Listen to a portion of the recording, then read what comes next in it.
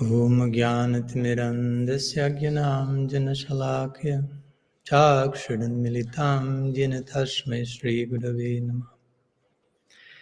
Namashrishtam Manumapi Satchiputram Atrasharupam Rupam Tasyagrajamuruparim Matarim Gastavatim Radha Kundam Girivaram Maho Radhikamadhavasam Prapto Yasya Pratitha Gripaya Shri Gurum Tam Natusmi Vancha Kalpatarubhyascha Kripa Sindhubhyaivacha Patitanam Pavanebhyo Vaishnavebhyo Namo Namah Nikhilashtrati Moliratnamaladhyate Nirajita Padapankajanta Aji Mukta Kulairupashyamanam Paritashtam Harinam Samshrayami Helo Dunita Khidaya Vishadaya Pranmila Damodaya Samyak Shastra Vibhadaya Sudadaya Chitarpitunmadaya Saswat Bhakti Vinodaya Samadaya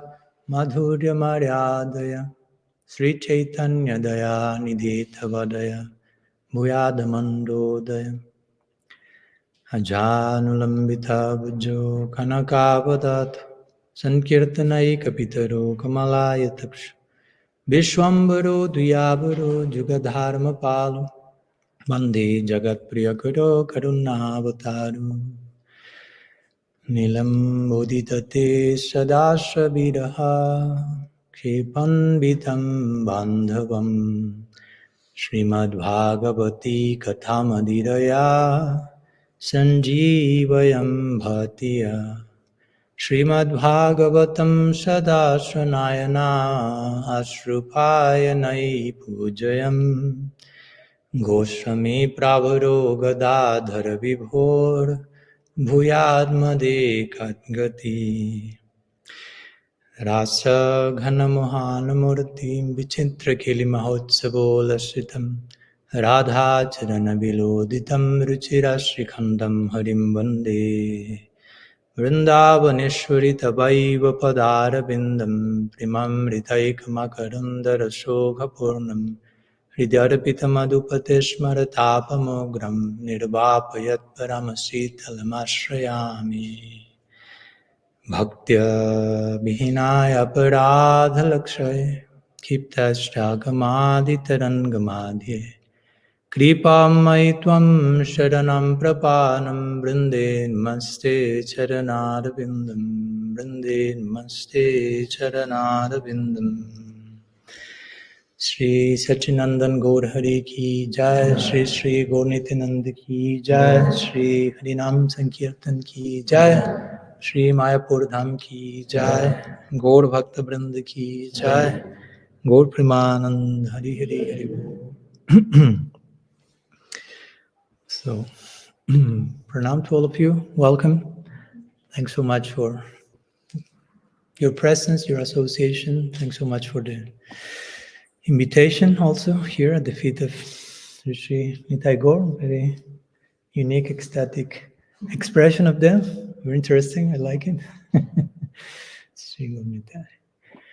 So, as Sudevi Sundari mentioned, today our main topic will be one basically called belonging or fitting in, which is one of the main themes in my recent book called Radical Personalism, which, just to put the whole thing in context, for me, radical personalism means, well, we are personalists, but what does it mean to be personal? It's to its very root, to its very depths. Because radical means something to its very root. Radical comes from radix in Latin, which means root. So to go to the root of something, or in other words, to go to the depths of something. One thing is what we see on the surface, another thing is what's existing on the invisible depths. And we are invited to inhabit those depths. Mahaprabhu's dispensation and gift has a breadth, but also has a depth. He's an ocean of depth. As we know in our tradition, This analogy is always there. You want to find the most valuable jewels, you have to go to the bottom end of the ocean. On the surface, you can find something, salty water and some other things, some plastic bags that someone threw.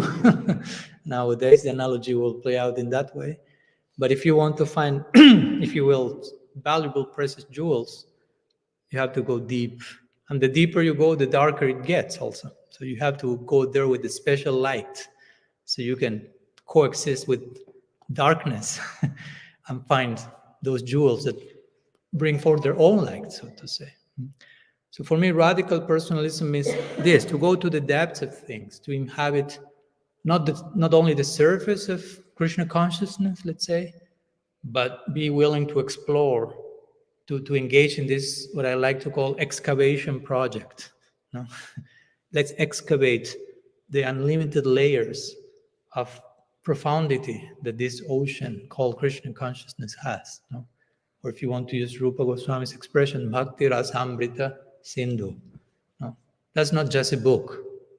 That's the title of a book, but also it's a way of referring to what we are trying to do. We are invited to swim deeply into an ocean of Bhakti Rasa.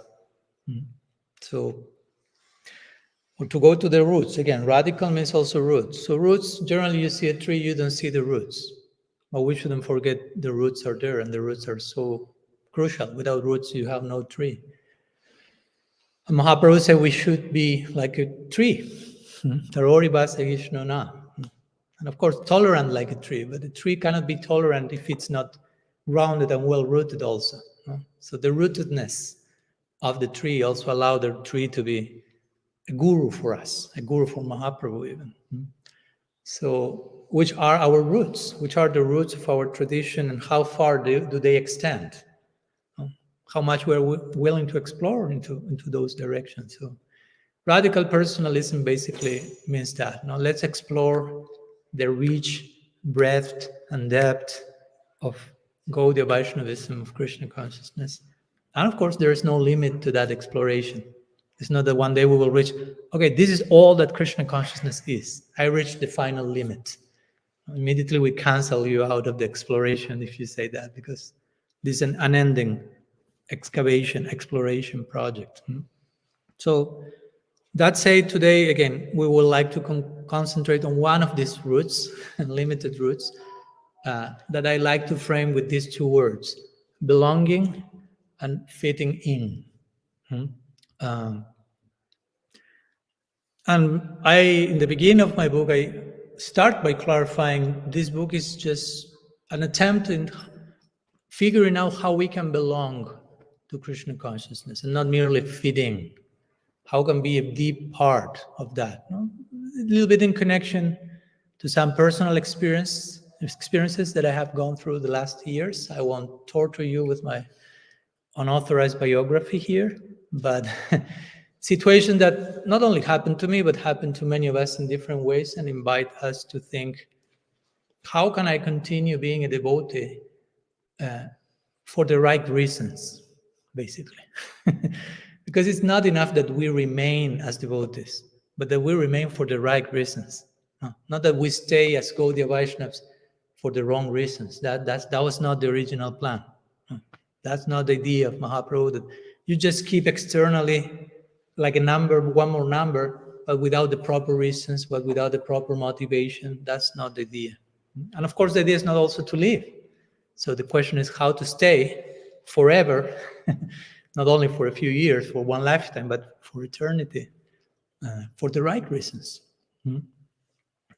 So we can belong, again, and not merely fitting in. And for that, I'd like to introduce an analogy that I like to use today. I use one ingredient of this analogy in my book, and it's also a play of words. And it's an analogy of how do you say in English this? How do you pronounce it? Bouquet?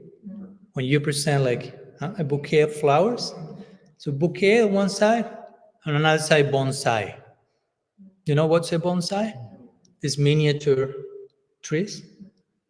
So I like to use that analogy to refer to belonging and fitting in. Belonging is a bouquet, a beautiful flower offering. And fitting in is a bonsai. So bonsai means something that is growing, but it's not growing as it should be growing. No? It's constrained. No? It's as I mentioned in my book, it's a miniature version of a potential giant. Right? So all of us in potential are giants. And giants, I'm not saying that in ego terms, but the potential of the soul is unlimited. But we can prune that potential excessively and just become a bonsai version of ourselves. You follow? Still the bonsai is growing, but not growing as much as it could grow. So that I will connect that analogy, so keep the two symbols in mind, with merely fitting in, bonsai version of ourselves, belonging, making of our life a bouquet, a flower offering to Krishna. Krishna says, Patram, offer me one flower, but Yome Bhakti Prayachati, with love and devotion. So if we can become not even a bouquet, we can just become one flower in the bouquet, and we can be part of that offering, that's enough. But for that, we will need to belong. So I like to make this clear. Belonging and fitting in, do not mean the same. And I say that because sometimes we may use the two words interchangeably. Or we will use one word to refer to what the other word means. No? Like, I was just trying to belong, and probably not, you were trying to fit in. But the fact that we confuse the two words, it becomes a big problem, because many times instead of looking to belong, we end up trying to fit in. And even if you get to fit in, that's not the same as belonging. And our heart needs belonging. Fit in is more like an ego thing, so to say. Appearances thing. Belonging is being who we are, basically. Like, to put it in other words, fitting in demands that you stop being who you are so you can be accepted and you fit in. But you have to stop being who you are and become something else, so you can somehow fit into the puzzle or whatever. And belonging demands that you remain being who you are. So to know that you are already accepted, basically. Belonging, that doesn't need that you remain who you are, so you belong. You already belong, but you will never realize that you belong unless you are willing to be yourself. And not forcing ourselves to be someone we cannot be, basically. So that's the contrast between true belonging and fitting in. And true belonging doesn't require that we change who we are. True belonging requires that we are who we are, basically. And that's not an easy task. I will never use the word easy in all my lecture today, just in case. I will never use the word impossible either. As we said the other day, we'll just use the middle word between easy and impossible, which is difficult. So it's difficult, but it's not impossible. And of course, it's not easy, but it's not impossible. So belonging means that. Belonging means I don't need to change who I am. In one sense, it's, such a relief. But I need to be who I am. And sometimes that may not be so easy in the beginning. And an important point, in my opinion, that will help us to be okay being who we are, and who we are both in terms of course, in one sense, I am a spirit soul, so I should be okay with that fact, hopefully. There's not ontological problems with us being a soul. That should be a matter of celebration. We are souls, and Krishna says in the Gita, Ascharyavat, the soul is wonderful. You are wonderful. I imagine such a divine flattery that is coming from God. 3 times he uses the word Ascharyavat in that same verse of the Gita, as we said the other day. When Krishna has to say what the soul is, he starts saying what the soul is not.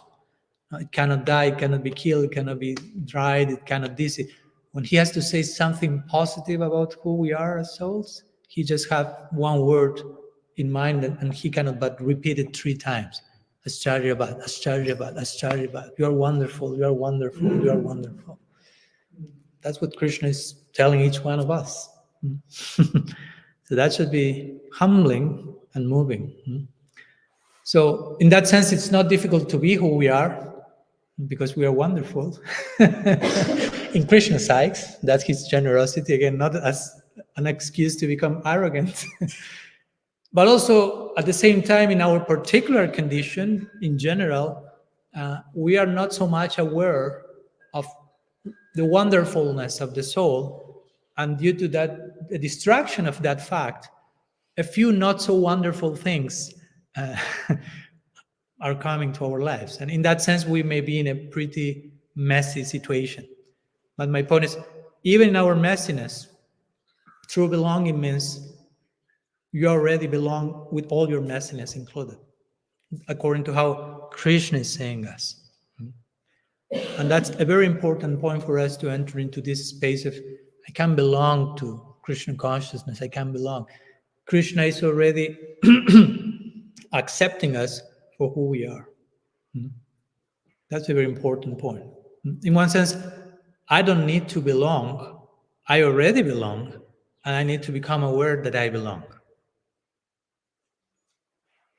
I belong to Krishna, and everything belongs to Krishna. There's nothing, this is the importance of the term sambandha. You may have heard the word sambandha, avideya, prayojan. So sambandha, sometimes it's translated as relationship, but the word sambandha means everything. Sam is linked, tied, connected, bandha. So sambandha is the knowledge that teaches us how everything is in relationship, connected to Krishna. Everything belongs to him. Everything belongs. Everything is interconnected. So we already belong. Everything belongs. My friend Franciscan monk Richard Rohr, he uses that quote. I like him a lot. He says, everything belongs. Period. Everything belongs. There's a common center, and everything is already connected to that common center. The only problem is when we lose sight of that miraculous, wonderful fact. So sambandha is the knowledge that everything belongs. No? Being educated about the fact that, in one sense, I don't need to belong. I need to become aware that not only I belong, but everything belongs. That everything is connected with everything. Nothing is isolated. Nothing is divorced from each other. Everything is one family. Vasudhaiva kutumbakam, say the Shastra. There's only one family. Kutumbakam. There's only one family. If we start to think 2 families, 3 families, we start to create some form of sectarianism. In a universal sense, everything belongs to a common center. So I will say that one of many, let's share a few thoughts about what allows for the experience of belonging. Because all of us long for that. Again, we already belong. Since we are not fully aware of that, what can we do to go to that, get to that experience? I belong. I'm part of. I'm not apart from. I'm a part of already. Already, I'm a part, not apart. Sorry, I like to make some play of words sometimes. So let's share some thoughts about what can facilitate our belonging. Also, we can speak about what can facilitate fitting in, although we are not promoting that, but just to become aware. So one important idea that, at least in my opinion, is not emphasized enough in our tradition, as you may start to discover, in one sense, my book is also a constructive criticism to my tradition. Not to the essence of my tradition, that's transcendental and pure, but how sometimes we lose sight of the essence of our tradition and misrepresent the traditions to ourselves to begin with, what to speak to others. And because I love my tradition, I dare to criticize my tradition out of love and commitment. No? At least that's the attempt. So I personally feel we do not emphasize enough a few crucial points, and one of them is that, as I mentioned already, Krishna already loves each of us unconditionally. devotees, non-devotees alike. Krishna loves everyone unconditionally. That's supported by Shastra. I'm not coming with my own theories here. I don't want to torture you with Shastric quotations. I may share a few, but that's very clear in Shastra. It was. I mean, when I started to do research, when I was writing my book and talking on this, I like always to support my quote unquote ideas with Shastra, which of course show that they are not my ideas. And I'm just trying to show, okay, this is here, this is in Shastra. And I was overwhelmed at how many more sections in Shastra came showing me Krishna's unconditional love for everyone from time without beginning. Krishna in the Gita says, Suhridam Sarvabhutanam, for example. I'm the well-wishing friend of all living entities. He didn't say Suhridam, a few Bhutanam. No, I'm the friend of a few living entities. I only love my devotees. No, he's including every single living entity. So that implies Krishna is already accepting us fully. Even when we do not even know that he exists. Even when we may be in a situation where we may say, I don't believe in God. Still, he loves me unconditionally. So try to, I think it's important that we try to, how to say, drench ourselves in this type of ideas. Like, okay, I'm fully accepted by God already. He's already loving me unconditionally. Despite all my conditioning, he's unconditionally, which means it goes beyond my messiness. He's totally loving me. That should be something that brings ourselves to tears. I mean, we should go deep into this idea until we are brought to tears. We are moved so much at how this unique, most blissful and sweet personality is loving me, even for lifetimes of me rejecting him. Wow, that's unconditional love. So again, that should facilitate the experience of belonging. He already loves me unconditionally. In other words, I don't need to try to fit in. I don't need to try to perform in front of Krishna, so he likes me. He already loves me unconditionally. You don't need to be this or that, so Krishna loves you. That's not happening. It's not something that you will attain by your own merit. What we are trying to do now is to reciprocate his unconditional. We are not trying to make effort in sadhana so Krishna loves us. We are trying to make effort in sadhana because Krishna loves us. And now we are trying to reciprocate. You follow? That's a very big difference. That's not the same. And I'm saying that because many times we may conduct ourselves in practice from a wrong orientation, trying to, okay, I have to do it like this, so Krishna likes me, Krishna loves me. If I fail, he will reject me, he will be angry with me, he will kick me out, he will send me to a pig birth in the next lifetime. And we get a little neurotic sometimes, and we are projecting a very unreal, surreal idea of God. That's not Krishna. At least that's not my Krishna. Hopefully it's not yours either. So that's very crucial, very potent to understand. Okay, Krishna is already loving everyone, everything, unconditionally. He does not only have love, he is made of love. I know it's difficult, it may sound abstract to imagine. Like, imagine a person who is made of love. It may be complex to rationalize because it's not about here. But Krishna is made of love. So if he's love personified, he cannot not love at any moment. You follow my point? If you're just made of love, you have no option but love, but loving. If you're only love, you cannot go against that you are at any moment. So Krishna cannot not love. Although in our mind we may project any distorted ideas about Krishna not loving and not liking and but he's made of unconditional love, causeless mercy. What to speak if we talk in terms of Mahaprabhu, Nityananda Prabhu, who is another form of talking about Krishna. Don't forget. Extreme, indiscriminate love and mercy. Extreme. No filter. So that's unconditional. I mean, we are here because of that also. If you take out the principle of unconditional love, this room will be totally empty. This whole island will be totally empty. If Mahaprabhu Nityananda Prabhu would have come here and performed his Lila of unconditional love and acceptance, there's no Navadvip, no Mayapur, no Sankirtan. There's nobody of us here who knows what we will be doing.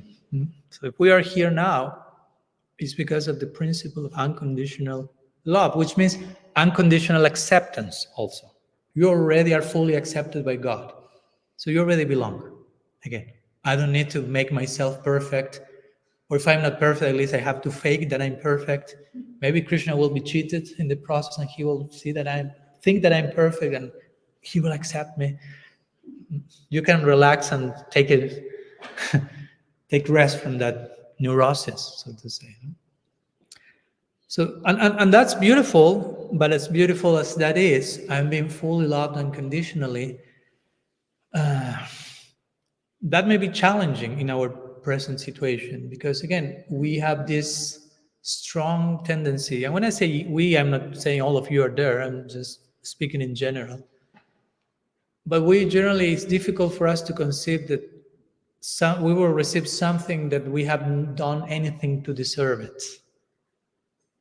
But that's the nature of unconditional love. You did nothing and it's there. And it's like, and that's like a thunderbolt to the false ego. Because false ego wants to deserve. Kartaham iti manjate. That's the very word of hankar. Hankar means I am the doer. No, I did it. No, I deserve it. It's my credit. It's my merit. But with unconditional love, there's no place for that. You did nothing. And it's there fully. It's total humiliation for the false ego.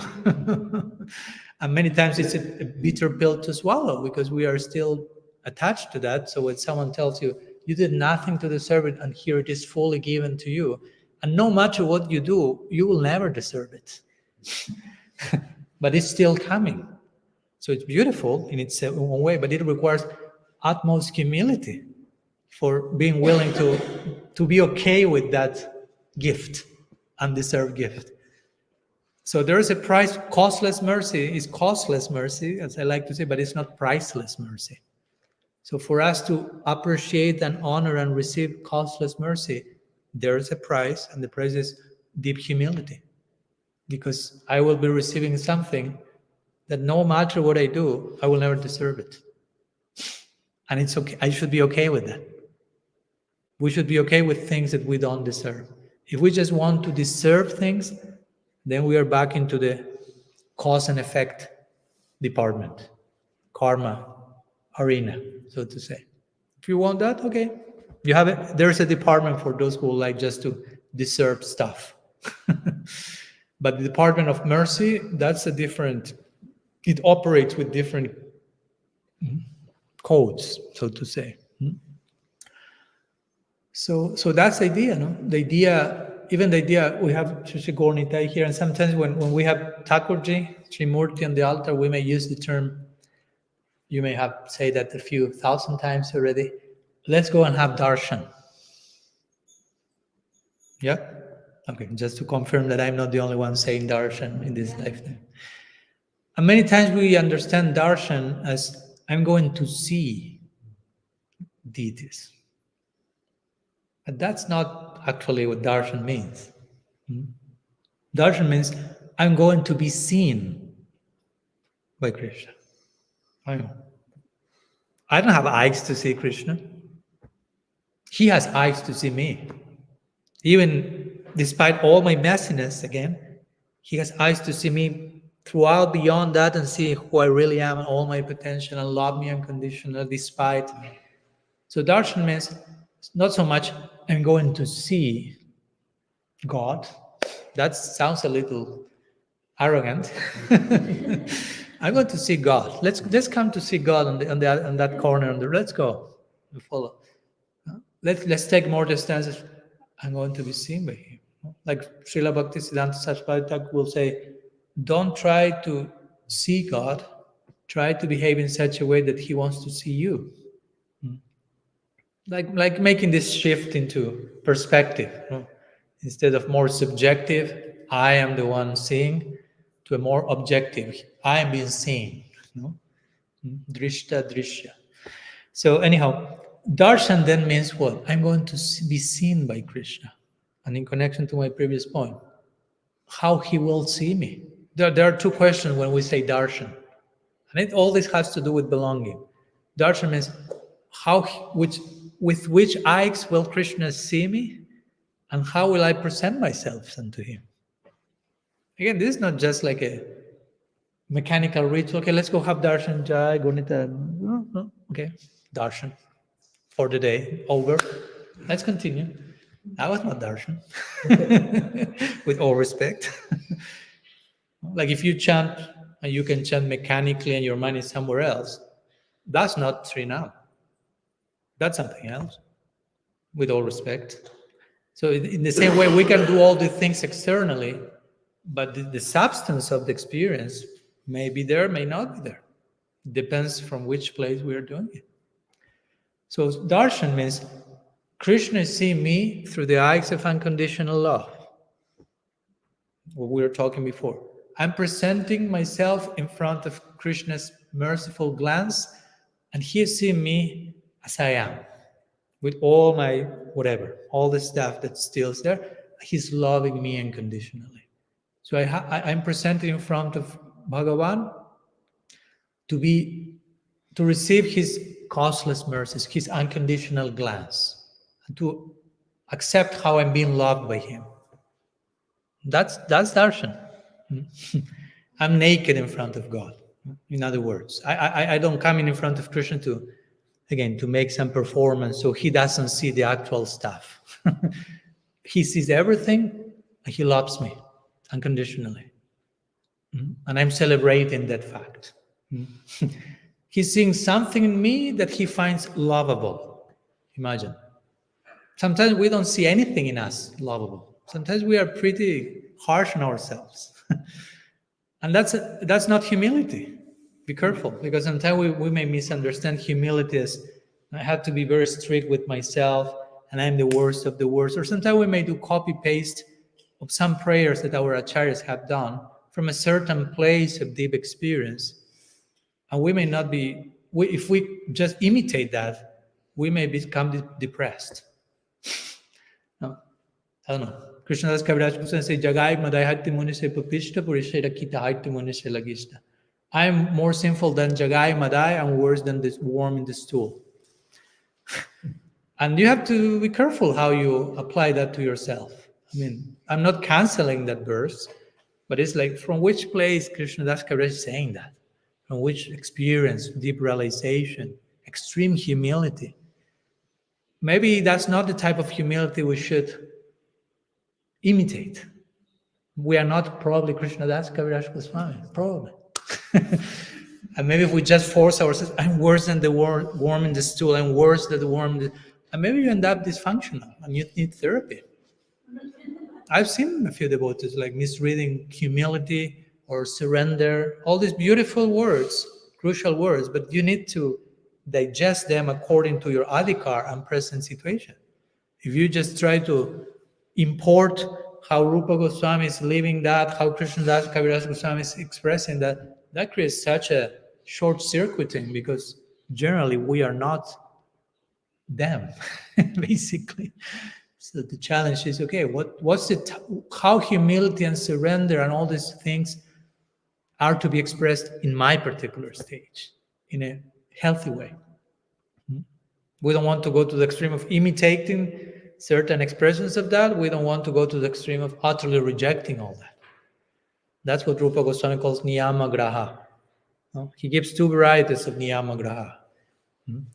Rejecting all rules and all regulations, rebel without a cause, or following all rules and regulations without understanding why.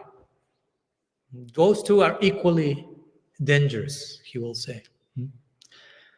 So anyhow, I was saying about darshan, and darshan means Krishna is seeing you, and Krishna is finding something worthy of being loved in you. And that always reminds this beautiful line from Saint John of the Cross, mystical Christian, and he will say, love what God sees in you. That's very interesting orientation. We're talking with Hridaya a little bit today. Because sometimes we can say, and I know it's not so much the classical Gaudiya way of speaking, and I don't want to sound like I'm promoting some form of narcissism here, saying like, love yourself. But there is a place for that in a healthy way, in connection to how God is seeing me, not independent from that. Independent from that is narcissism. No? I love myself. But if I realize Krishna loves me, and I'm supposed to love what he sees in me, that's humbling. That's not arrogance. That's not narcissism. And as we were talking today with Hridaya Chaitanya, if I love Krishna, I'm supposed to love the things that he loves. Because that's what love is about. If I love you, whatever you love, I will love as well. Because I love you. So I love everything you love. So if Krishna loves something in us, and I want to love Krishna, I should love what he loves in me as well. Do you follow my point? I should love myself in that context. No? Please don't edit my class and just put, I should love myself. Maharaj is promoting full apasiddhanta here in my book. But there is a place for that. And that will still humility, not arrogance. It's in the context of loving what God loves. That's a very interesting perspective. So darshan has to do with that. Just for us not to reduce it to, let's see the daily outfits of the deities. Okay, that's darshan. And that's it. No? That's very different from entering to this space of I'm being loved unconditionally and having an actual experience. And that's the idea of darshan. Darshan is not just a word, a concept. And we can present in front of Krishna in full vulnerability, knowing that he's fully accepting us, that we already belong again. That's such an empowering experience. That's such a relief. Wow, I don't need to exhaust myself trying to fit in, I already fully belong, fully accepted by Bhagavan, with imperfections included. That my imperfection gives Krishna the chance of loving me unconditionally. Let's put it like that. Because if you say Krishna only will love you when you are perfect, I mean, that doesn't give too much hope, at least for me. Someone tells me, Maharaj, Krishna will love you only when you are perfect. That's it, game over. No? There's no hope there. But still, if someone comes to, despite all your imperfection, Krishna is already loving you fully. That's a complete game changer, a complete different orientation. Of course, that's not an excuse. So then I can remain imperfect because Krishna loved me already. Yeah, but the point is, the goal of life is not that Krishna loves you. The goal of life is that you love him. And for that, you need to do something. It's not just like, how nice. But probably the main or a very powerful, udipan, like stimulant for us to love him is to know how much he's already loving us. Because if you think Krishna doesn't love me and I have to love him, that creates a different orientation. I'm struggling to love him, and hopefully someday he loves me. That doesn't give too much hope. But if you already know he really loves me and he has accepted me fully, and I want to reciprocate, I voluntarily choose to give back the embrace, so to say, you conduct your sadhana from a very different place. I'm not chanting my japa to gain Krishna's attention. In one sense, because of Krishna's attention, I'm chanting my japa. No? If he wouldn't do the quick kickstart to begin with, I wouldn't be chanting. You follow? It's not that I, out of my own, without Krishna's mercy, I will figure out, okay, from today on, I will start engaging in what I would like to call sadhana bhakti. I mean, we don't have a clue about that. Unless he has this original kickstart, and because of that, we are trying to respond to his original embrace, so to say. So that's a nice way to conceive of bhakti. What's bhakti? We are trying to give back the embrace. No? Krishna already, through the embrace, through parampara, through the sadhu, through holy name, prasad, shastra, so many embraces. And now we are being invited to reciprocate accordingly. It's a relationship. It's two-way street. Especially with imperfection included. Krishna doesn't wait for us to be perfect. Such a relief. No. He doesn't care for that. He takes advantage of imperfection to increase his unconditional love. If you really love, you won't be telling anyone, call me when you are perfect and I love you. No, that doesn't sound too romantic. No? No. When you're perfect, send me a message and I'll consider the possibility. That's not love. Love is not conditional. Love can only be unconditional. If I speak about conditional love, that's an oxymoron. Those are two words canceling one another. Conditional love. That's not love. Love is only unconditional. So that's interesting how Krishna even uses imperfection, limitation to increase his love. That's even present in his own Lilas. We were talking, I think, the other day, the Damodar Lila. We recently celebrated that during Kartik, Brat. And one of the unending, unique, astonishing features of Damodar Lila is, of course, that there we find a very unique notion of the divine. No? A divine which is mischievous, and is lying, and is breaking stuff, and is still he's not a playboy at that age. That will come later. But in his Kumar Lila, Krishna is a boy. Still, he's doing a few things that generally do not fit with the usual idea of how God looks like. He's crying, he's running away from Yashoda, and eventually he's tied. That's a very counterintuitive notion of God.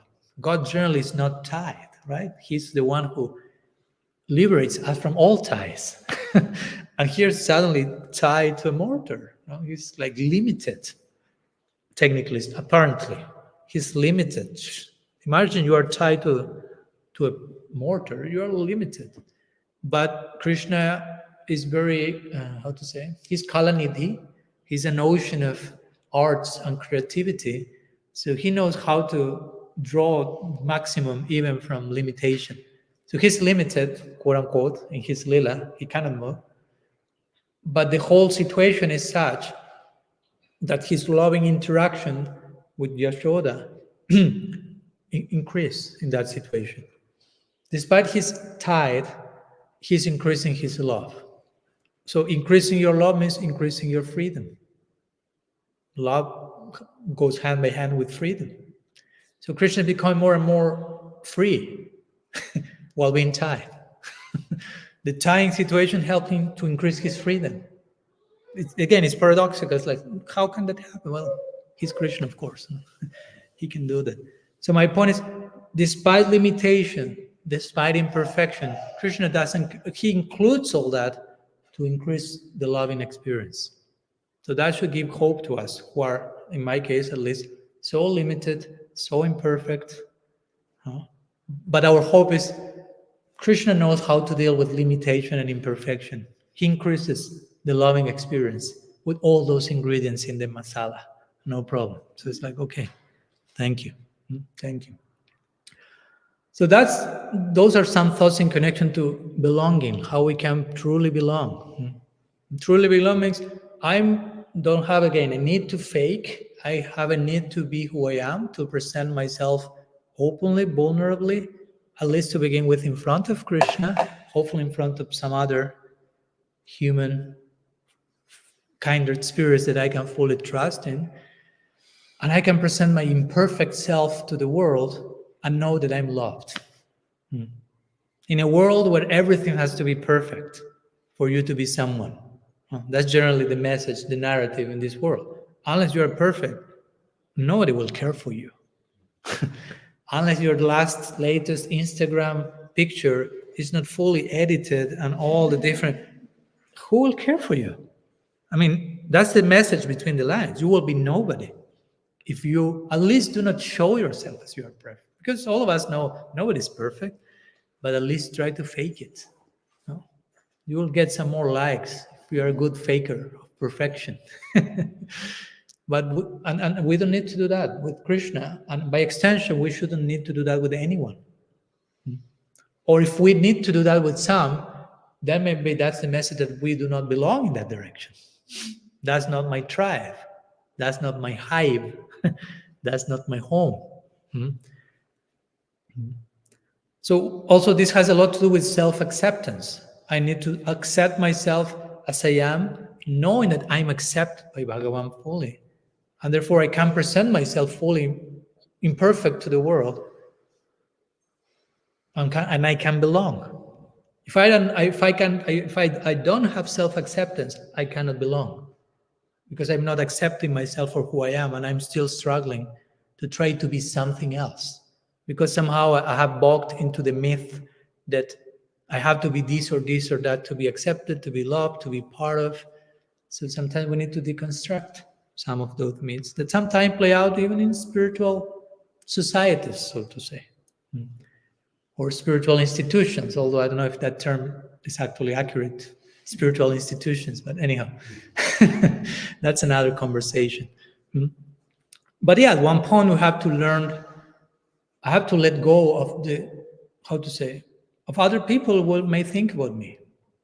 I mean, if we are obsessed with how every single person thinks about me, probably you will never be able to belong, because we were always performing to please everyone in the crowd, so to say, to keep all the audience satisfied, which is impossible, by the way, because what satisfies one person doesn't satisfy the other, and one person will be demanding this, and the other will be and you become like a puppet of a crowd, and you lost yourself totally.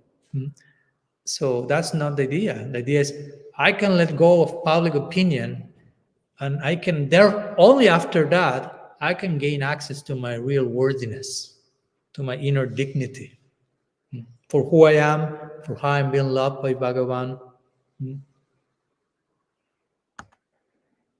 I hope something of what I'm saying makes sense. You are all very serious, but that's a good symptom. I mean, I'm not expecting you have to be smiling. They're not telling you jokes. It's very serious stuff. But I'm just checking the audience just in case. And these are some of the main angas of Sharanagati, of offering ourselves to Krishna. Some of the main expressions, Rakshishati Vishwaso Goptritve Vananam. To trust Krishna is fully protecting me, which is another way of saying Krishna is fully accepting me. I'm already in his lap. And Goptritve Vananam, to accept that he's maintaining me. Maintaining me is not only like have something to eat, but he's maintaining me in every single sense of the term, internally, by his love, unconditional acceptance. So one central expression of Saranagati as practitioners is to enter into that mood. Krishna is fully accepting me. Krishna is fully protecting me, loving me. That's a very important aspect of our sadhana, to remind ourselves that.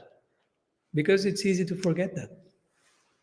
It's easy to go on the motions of the day without feeling ourselves fully accepted, fully loved. And that means we are becoming distracted from reality. That's not reality, that's illusion. To forget that you are fully accepted, that you already fully belong. So anyhow, enough for the belonging part, for the bouquet part. Let's go to the bonsai part for a minute. To make some contrast and to understand what is what. No?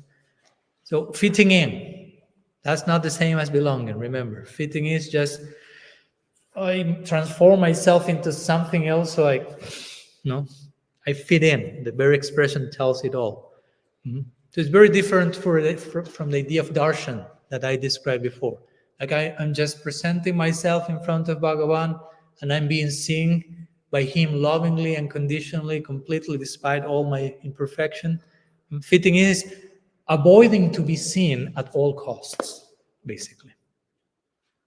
Making a great effort so nobody sees me for who I actually are. Because if that happens, I will be kicked out from the club, so to say. So fitting in is an avoidance to be seen at all costs, basically. and constantly discerning, what should I say, what should not I say, what should I do, what should not I do to match the expectations of the audience. It's like not very healthy. It's exhausting to live in that place. And that can happen again in our Gaudiya dynamics, in any social dynamics. That can happen. We can just compromise our integrity, our identity, just to be part, wanting to belong, but ending up fitting in and hiding who we actually are. Well, the thing that we need the most is to be who we are and feel that someone is accepting me for who I am. That's something of the most deeper needs that we have. Okay, someone is looking at me, hearing me, without judging me, without labeling me, without putting me in a box and sending that box through Amazon to the North Pole, somewhere else very far, but very present, full acceptance, non-judgmental empathy. Wow, we need that. That's really empowering. So fitting in is basically the opposite of this. Fitting in is a lack of all of the above. Yeah, it's okay. It will get darker. So yeah, some light. You have more light? No, I think that's enough. Yeah. So try to see the contrast. Belonging again. I already belong. I already am accepted. I already am loved. That's the best self-esteem formula you can find, so to say, and a humble one. Again, you don't need to create this idea of I'm super beautiful and special and I love myself, but from a narcissistic point of view. And fitting in is the opposite of that, being fearful that I won't fit in, that I won't be accepted, lots of insecurity, lack of self-confidence. And I say that hopefully with compassion. We are not here attacking those who are going through that, because probably all of us are going through that on some level. Let's be realistic. This is not so easy to do. Full belonging is not so easy. So when I'm saying all the things, hopefully I'm not triggering in you shame and guilt, like, oh my gosh, Maharaj is talking about this and I'm a disaster. I do not fully belong. And it's like, no, relax. All of us are mostly in the same, on some level or another, in the same journey. So by not reminding ourselves, or by not being reminded by others enough how much we are already accepted and loved and so on, we really may conduct our practice from a very, again, exhausting place, and trying to earn God's love, and the whole practice may become what I like to call a meritocracy. Like something based about merit. Like I have to add points to my to my score. So I have to get enough points so Krishna loves me. I have to add points so I deserve and I gain the merit to be part of. But again, that's not about it. It's not about that. Causeless mercy is already there. So it's not about like reaching some merit. So again, Krishna likes me, Krishna loves me. That's ridiculous. With all respect to those who may be thinking like that still. With affection, I'm telling that if that's going on in your mind still, that's ridiculous. No? That you think that I have to earn God's love. That's ridiculous. That's not God. That's not Krishna. I don't have to earn that. That's already there. I have just to become aware of that fact and then reciprocate accordingly. It's not about like being perfect or being right. Oh, it's not about correctedness. It's about connectedness. No? It's not about being correct at every moment and perfect at every moment. And if I fail in something, I'm banished from whatever. At least it shouldn't be thought like that. And I know we talked many times about, I know devotees that sometimes, unfortunately, overemphasize certain things to the point of creating this in others. Like, for example, okay, we have the 4 regulative principles. I have nothing against those. I follow them, just in case, clarifying. But sometimes there is an overemphasis in those, in the sense of if you don't follow them at some point, oh my gosh, we have a problem here.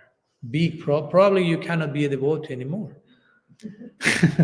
You follow? And sometimes we overemphasize someone who had a moral lapse or a problem with whatever, going to the casino. Let's put it like that. And sometimes we may have way. Is there a casino in Mayapur? There may be opening one very soon. It's on its way. Okay, no problem. So you are put to test. Let's see who is who there. So sometimes someone may have a problem with that, and we may overemphasize that failure, and we may have way deeper problems than those: pratishta, envy, hypocrisy, dualistic thinking. All of those things are invisible. Nobody sees you breaking the reg. But generally, we don't judge those things as so problematic because we don't see them or something. But if you smoke or if you whatever, this or that, such a scandal. So it's really out of proper measure. And that creates also this paranoia of shame. And again, it goes against this belonging spirit. Like, oh, with this again, I don't want to make that sound easy. So you do whatever you want. It's no problem. I'm not saying that. I'm just saying, let's be generous with one another in how we treat each other, considering that Krishna loves us unconditionally. Because that's another point that I didn't mention. Oh, so beautiful. Krishna loves me unconditionally. Yes, but he also loves unconditionally everyone else. And you should treat everyone else bearing that in mind. That's more difficult. But that's the price to pay. I want to be loved unconditionally, Krishna. Okay. But nothing. You cannot say, but don't love everyone else unconditionally. Doesn't make sense. No? It's like, Mahaprabhu, please give me mercy. But why you're giving mercy to him? No? He doesn't deserve mercy. But the whole point is that mercy is not deserved. Again, we are talking about costless mercy. It's costless. But many times you're like, but why? Why he? Which is the cost? There's no cost. So we have to really align with this and stop contradicting ourselves and understand, so beautiful, Krishna loves me unconditionally. And yes, also so beautiful, Krishna loves everyone else unconditionally. It's not so beautiful yet, but I know it should be so beautiful. Everyone else is being... Try to imagine this, how to treat each other bearing that in mind. How our relationships will be transformed. If I treat each other bear in mind, this is a person who is loved unconditionally by Krishna. And this is a person that is being loved unconditionally by Krishna. So that's very different from a culture of shame culture that sometimes we are very expert in establishing. Shaming others, making others feel guilt, inadequate, you don't belong. Again, all this type of punish-reward system. Like, do the things paka nicely. Okay, good boy. Here have your candy, your ice cream, your whatever. Now you're temple president. Your perk. Okay, one extra point, one extra whatever title. And if not, punish reward. That has nothing to do with costless mercy and conditional love. So ours is a transformation system. It's not a punish reward system. It's a system in which our hearts are transformed by the principle of unconditional love. Our religion is, again, as I say, it's not so much about correctedness, but about connectedness. Even if I'm a mess, but I'm sincere in my mess. Krishna, and I'm not creating this. This is Krishna's in the Bhagavad Gita. Krishna saying, if you misbehave terribly still, but sincerely want to become my devotee, for me you are a sadhu. Api chettu duracharo bhajanti mamananyavak sadhureva samantavya samyagya vyasitu hisa. I'm not making this up. Bhagavad Gita chapter 9 verse 30. Go, you have the reference. I'm not creating my own siddhanta here. So Krishna is saying, even if you are in sudurachar, achar means good behavior, acharya. Durachar means bad behavior. Sudurachar means very bad behavior. So even if you engage in very bad behavior, Bhajante mam ananyavak. But if you are determined in worshipping me honestly, even though you are a total mess still, Krishna says, sadhuriva samantavya. For me, that person, I consider him or her as a sadhu, sadhu. Samyak vyabhyasitu hisaha, because that person is properly establishing his, her determination. And then he goes, of course, sorry? Sadhu. Well, generally, sadhu is described as, there are different ways of translating sadhu. Generally, sometimes translated as saintly person. But sadhu comes from the word sat, and sat means truth, among many things. Sat means that which is real, which exists. We are Satchit Ananda. Sat means you exist. So sat means what is truth. So sadhu means someone who lives for the truth, someone who is honest.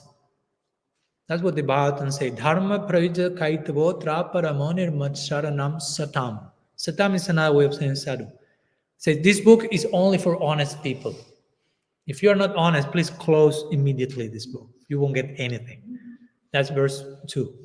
Just to put in context the remaining 17,996 verses. So honest. Honest doesn't mean I'm perfect. Honest means I'm imperfect and I'm honest about my imperfection. Basically.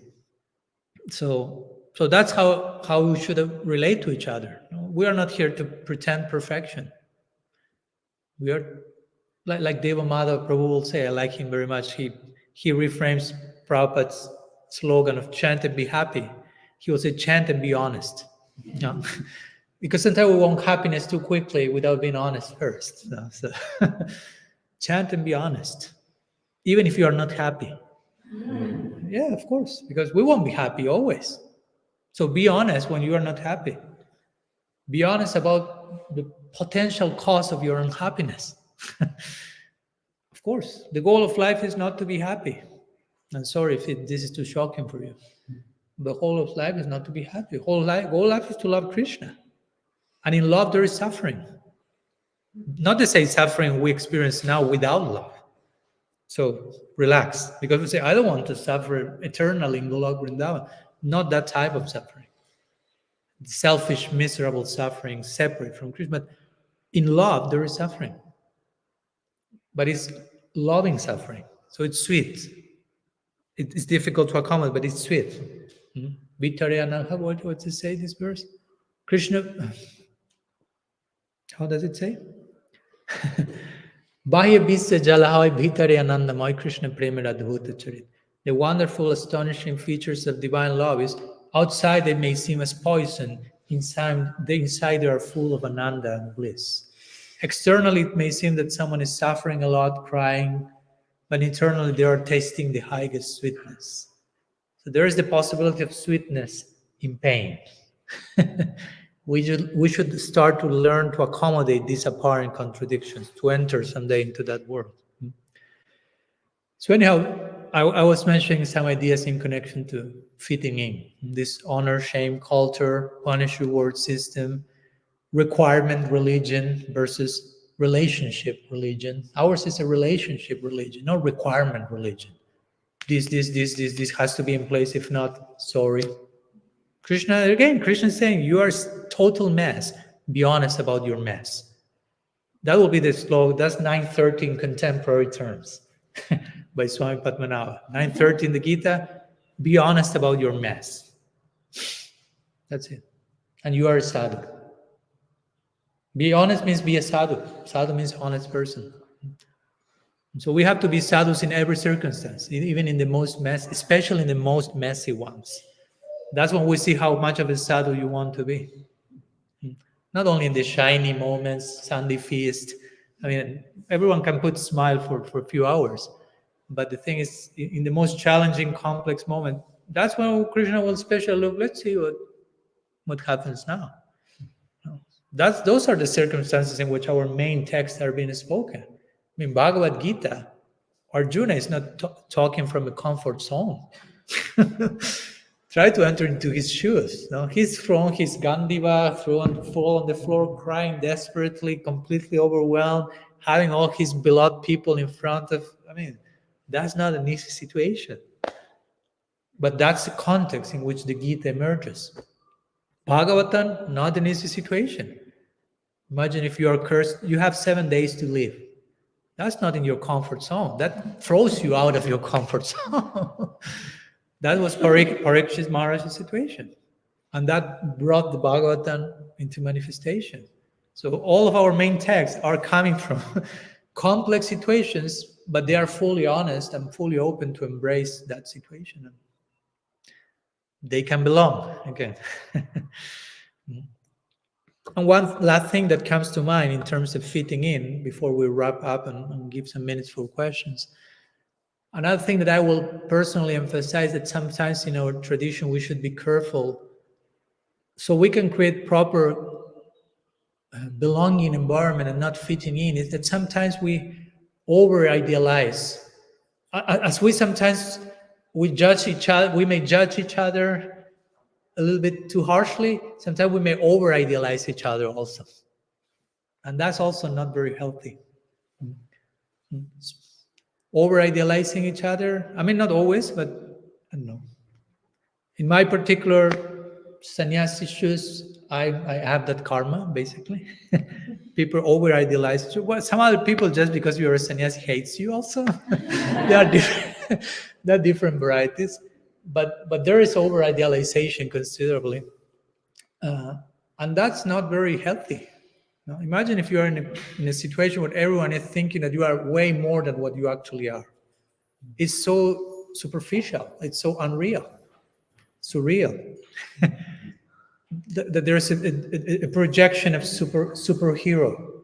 No, you need to be you are a superhero. I mean, I know this may make me sound like I have like Superman, it has this superhero thing, but I'm not superhero. I don't want to be superhero. As I mentioned in my book, first I want to be a devotional human being, not a devotional superhero. First, let's be human beings. Sometimes we are not very human. So we need to bring lots of humanity into our practice also. Spiritual practice doesn't mean divorce yourself from humanity, but integrate your humanity into spirituality. We want to serve Krishna internally in his Nara Lila. Nara Lila means human pastimes. There is a lot of humanity there. If I have my own humanity in a totally fractured, dysfunctional way as a sadhaka here, how do I expect to enter Nara Lila? I won't be allowed. They'll say, no, your humanity is way dysfunctional now. Still go heal yourself, integrate some stuff, unresolved trauma issues. We were waiting for you here. No problem.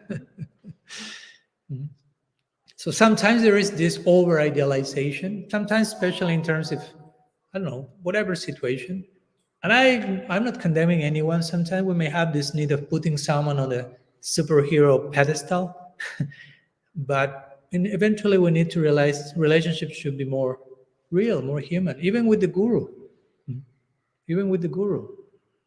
Sometimes we maybe over-idealize the guru, extremely, put him or her, just in case, very far away, too high, too far. And the distance is so big. And Rupa Goswami says, Vishrambena Guru Seva. Relationship with Guru should be one of Vishramba. Vishramba means intimate trust, confidence, a type of friendship. Even Jiva Goswami describes Vishramba to a point that he says, there is so much confidence that the two parts lose their sense of identity and they kind of merge into a loving interaction. It's so intimate. And Rupa Goswami said, that's how a guru and a disciple should relate. Ideally, at least the relationship should evolve in that direction. Not to create like bigger and bigger distance. And sometimes, again, of course, there may be responsibility from both parts. No?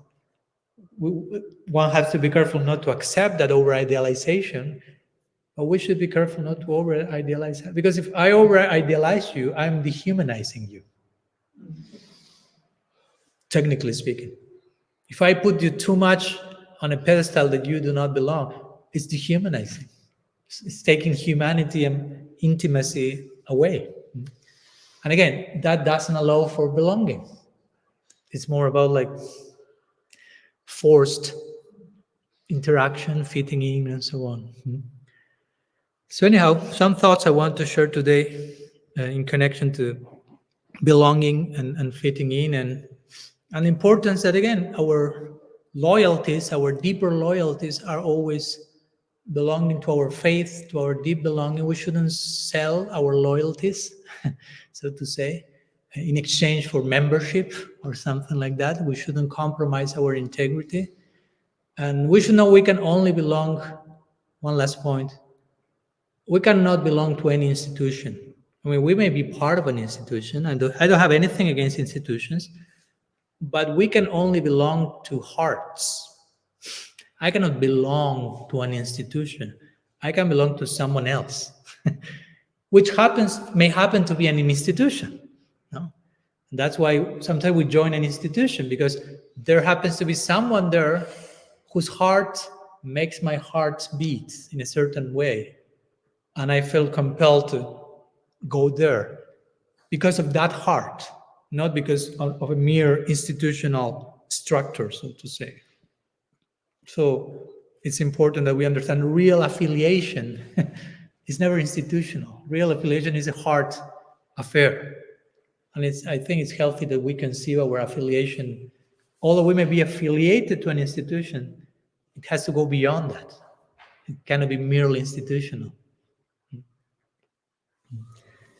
That was what it means to participate in Mahaprabhu's movement. Mahaprabhu's movement is... Mahaprabhu never even, I will dare to say, he never inaugurated a religion. He just wasn't ecstatic, no? How his movement began? By a movement he experienced in his heart. There was a movement here to begin with. His movement internally, Krishna tasting Radha Bhav, that inner movement took him to another movement. No? He started to dance and celebrate his own fullness. No? And that movement created a whole worldwide movement that we now are part of. But it all began by one movement here. So for us to continue participating in this movement, something needs to be continue moving here in our heart. That's the real belonging, not fitting in.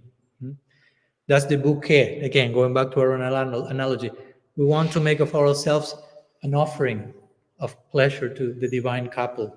A bouquet, if you want to use that analogy. We don't want to be a mere bonsai. We don't want bonsai Vaishnavism, bonsai ourselves. No?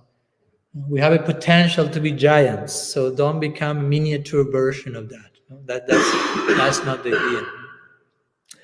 Anyhow, some thoughts in connection to this topic. I hope it reached some nourishing place in your heart. And we have a few minutes, or whatever minutes we have time. We have eternity on our side. Eternity is supporting us. So if you have any questions, ideally related to the topic, so we can continue navigating the theme today. Ananta Gauranga, yeah?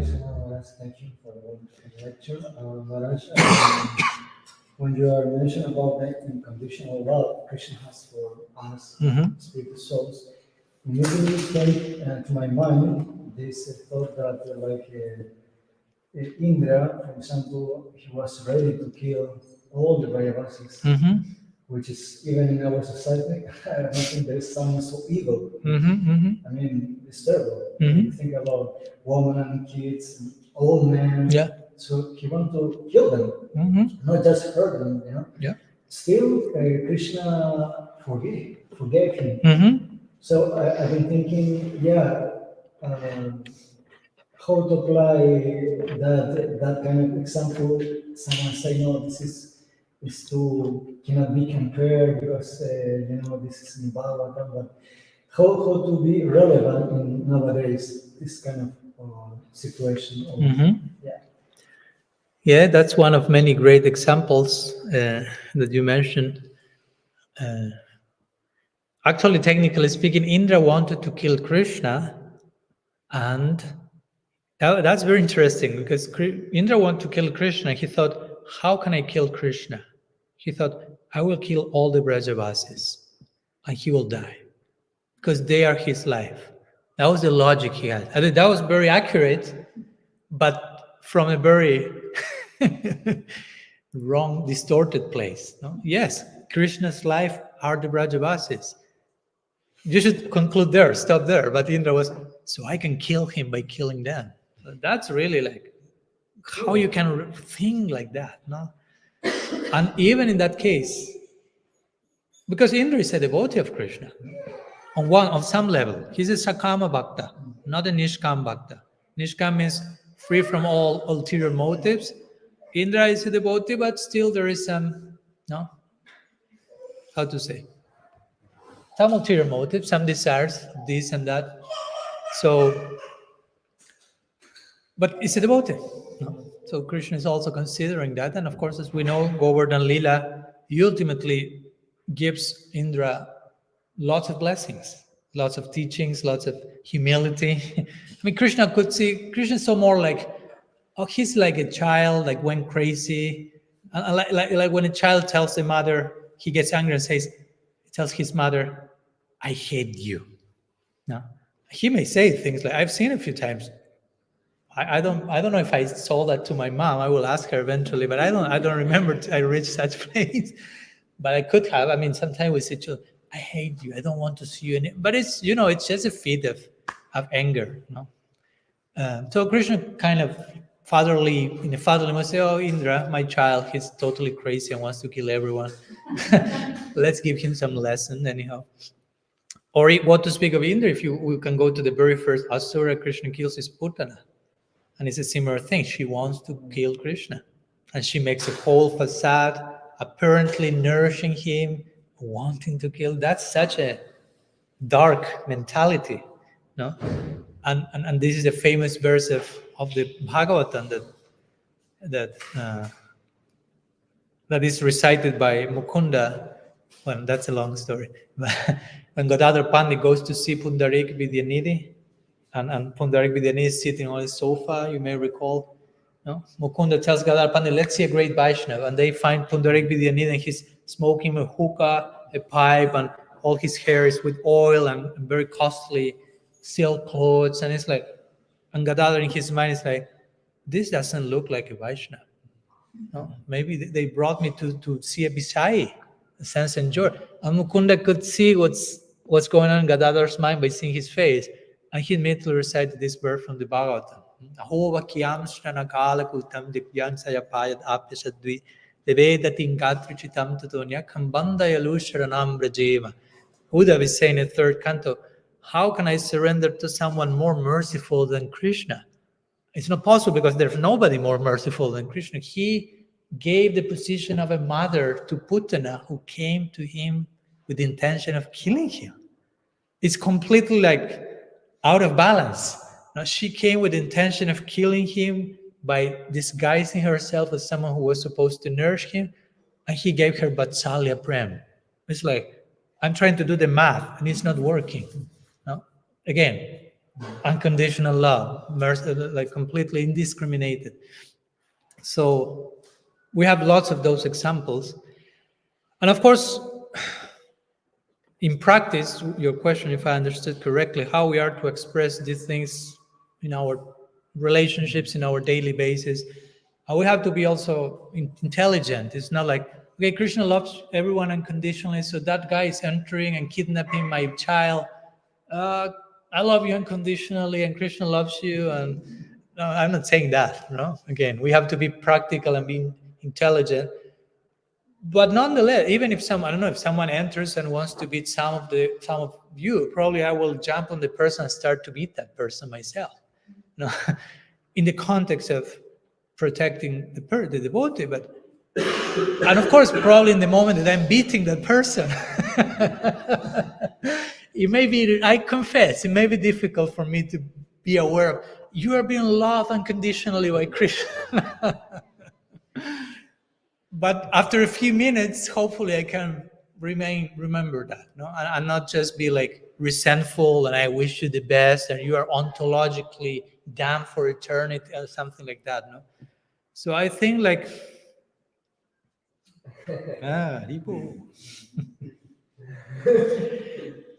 So So yeah, in practical terms, we have to apply some criterion when we see, I don't know, situations of abuse. I'm personally totally for, like Chaitanya Charitamrita says, if you know that there is some abuse, and you don't take a stance and talk about it, you become part of the abuse. So we are to take a stance, but that doesn't mean that we are judging that person for eternity. Like the Bible says, we hate the sin, not the sinner. No, so we deal with the particular behavior, but we separate who the person is in the eyes of God, so to say. So that what comes to mind in this connection. But I think nonetheless it's healthy to always remind ourselves everyone is being unconditionally loved by Krishna, especially including whomever is in my blacklist, so to say. No? Because that's the challenge actually, no? Again, in the words of Christ is love your enemy. One of the ways to love your enemy is by reminding he is loved by Krishna unconditionally. So if he loves him, why you cannot love him? No. If God is loving that person, why you are not loving them? The other day I read a quote from a Christian mystic, contemporary Dorothy Day. She said something, I mean, I almost fall to the ground because it was too much. In this line, she said, in connection to this idea of if I love God, that I should show my love for God in the way I love everyone else. It shouldn't be disconnected. I cannot say, Krishna, I love you so much and I hate all this bunch of guys. It's not possible. It shouldn't be. It cannot be possible.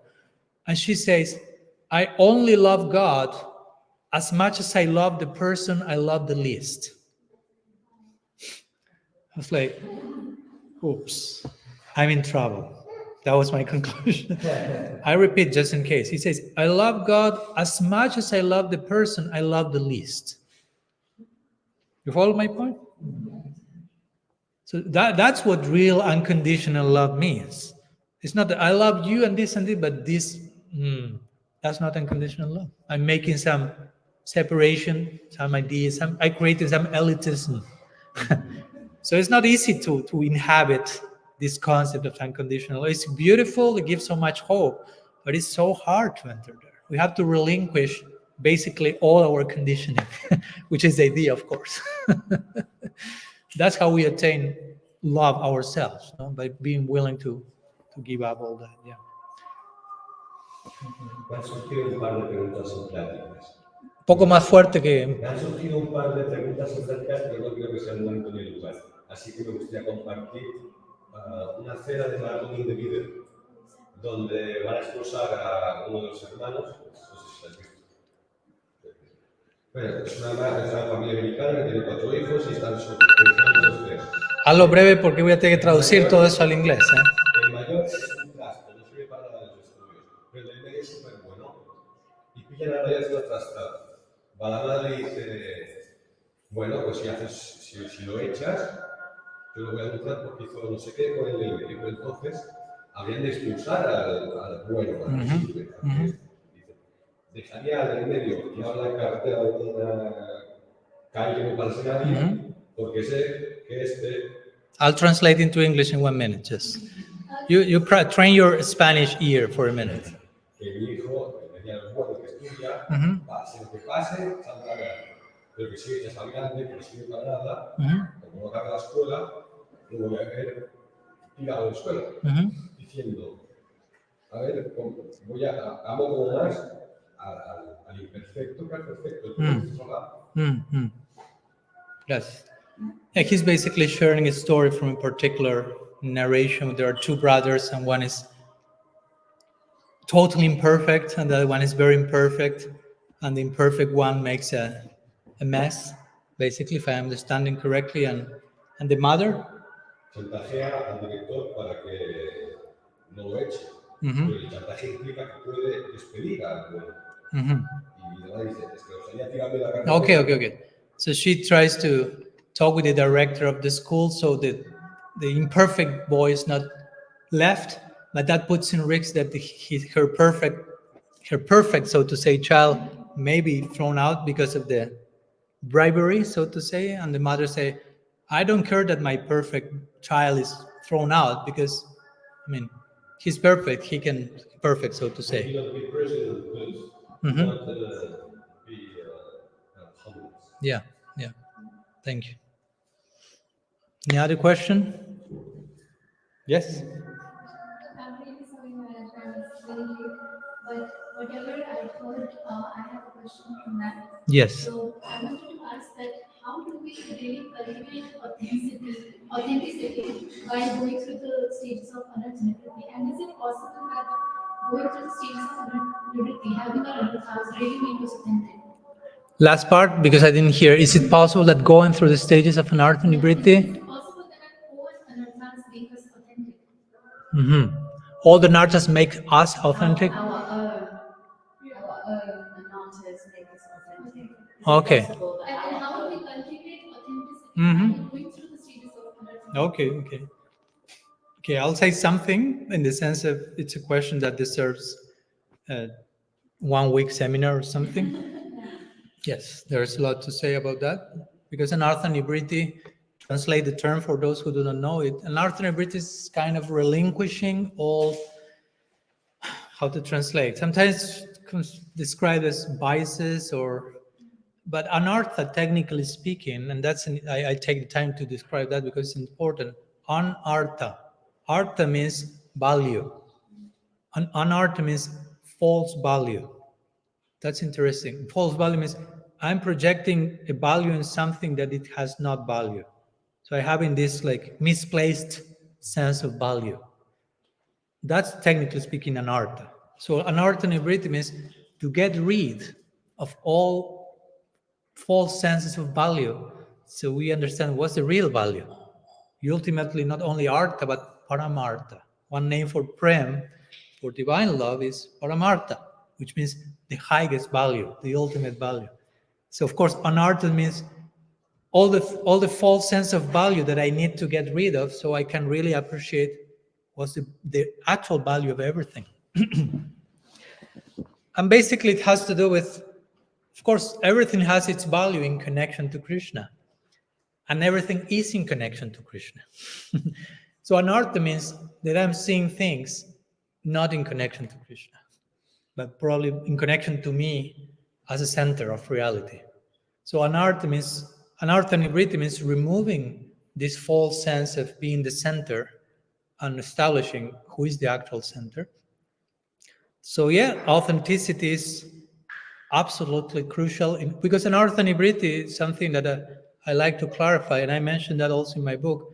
Anartha Nibritti is not a mere byproduct of Bhajana Kriya. Bhajana Kriya means devotional practices. So Anartha Nibritti is not just, okay, I chant, to give an example, I chant Hare Krishna and all my anarthas go away, like automatically. And someday, I'm in Golok Vrindavan. Nice. But Anartha Nibritti means the willingness to be aware of which are the obstacles that I need to get rid of while engaging in practice. You follow? It's not that I just practice like mechanically, Hare Krishna. No, I'm trying to be sensitive and authentic, honest about, okay, what's getting in the way of my practice today?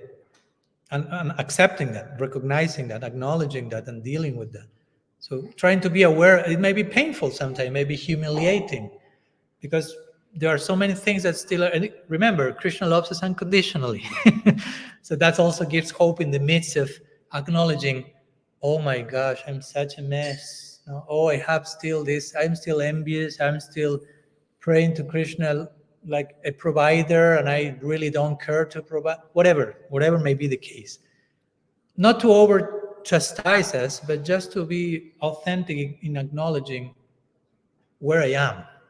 No, I want to be, as the saying goes, I prefer to be hated for who I am than loved for who I'm not. No. So I want honesty. I want authenticity. Sadhu is another way of saying an authentic person. So without authenticity, technically speaking, we stop being devotees. Sorry if it sounds a little bit too, Maharaj, you are too heavy, but it's like that. I mean, if you think I can be a devotee without being authentic, good luck. No, I mean, what's that? I cannot call that a devotee. So authenticity and will take different forms, of course, because Anartha Nivriti will be with us all the way through Bhava Bhakti. Anartha Nivriti is not just, okay, first 2 weekends, first 3 years, Anartha Nivriti, then no. Of course, there are degrees of Anarthas that we'll need to get rid of. Vishwanath Chakravarti Thakur explains all that very detailed in his Madhurya Kadambini. I won't go now there. No, Duskritota, Sukritota, Aparadhota, Bhaktiota Anarthas. There are even Anarthas that come as a result of Bhakti.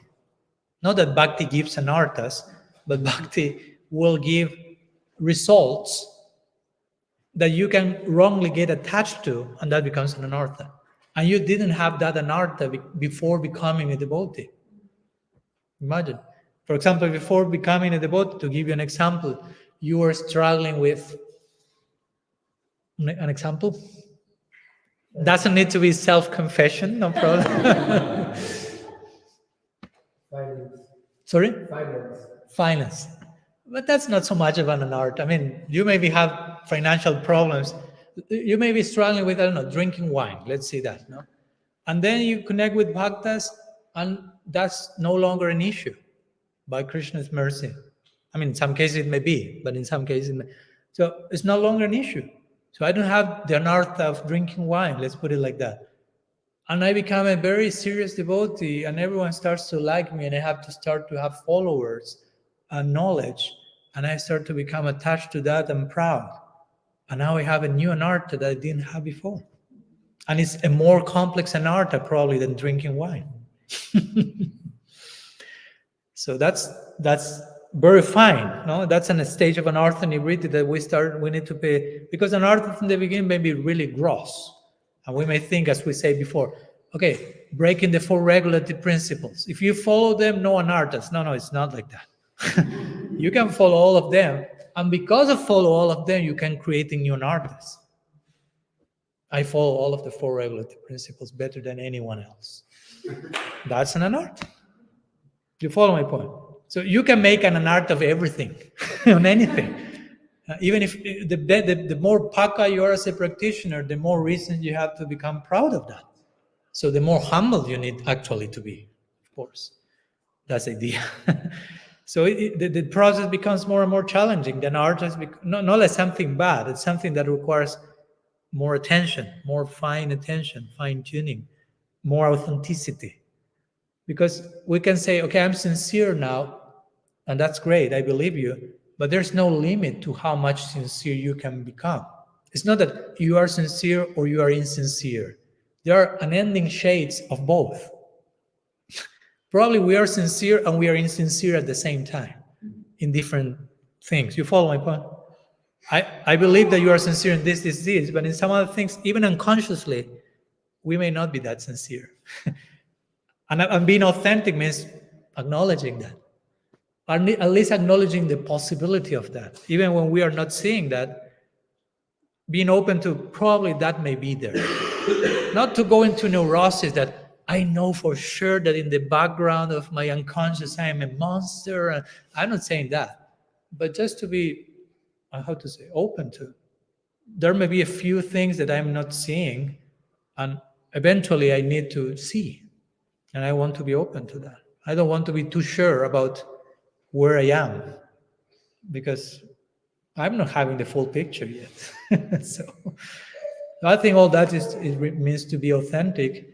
And yeah, our anarthas, regarding your second question, if I understood correctly, we can, so to say, use our anarthas to become more authentic. I mean, in the sense of some of our shortcomings may be humbling for us, may humiliate us, literally.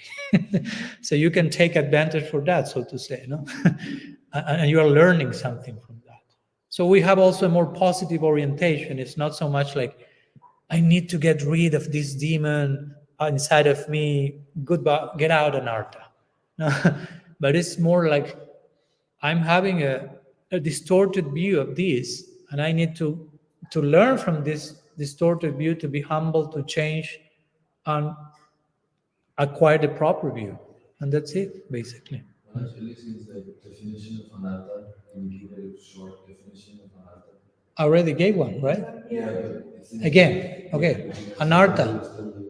Yeah, anartha means, sometimes again, they will use different words like contamination or like obstacle, like tendencies. Now, sometimes will be described like tendencies that get in.